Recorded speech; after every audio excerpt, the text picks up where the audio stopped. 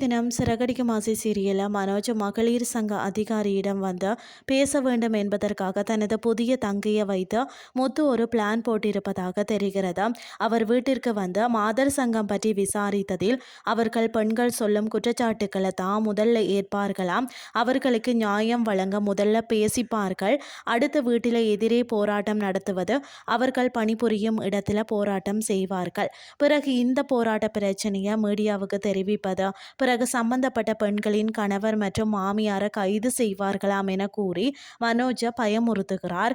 அவர் சொன்னதை நினைத்து பார்க்கிறார் மனோஜ். ரோஹிணி வீட்டுக்கு முன்னு சில பெண்களுடன் போராட்டம் செய்ய வீட்டிற்கு வந்து போலீசார் விஜயாவை கைது செய்வது போல நினைச்சு பார்க்கிறார். பிறகு முத்து மீனா எழுதி கொடுத்தது போல மாதர் சங்க அதிகாரியிடம் கூறுகிறார். அவரும் ரோஹிணி ஏமாற்றிய விஷயங்களை அறிந்து கோவப்படுகிறார். அந்த நேரம் ரோஹிணி அங்கு வர அவரை அந்த அதிகாரி செம்மையாக திட்டி அனுப்பி விடுகிறார்.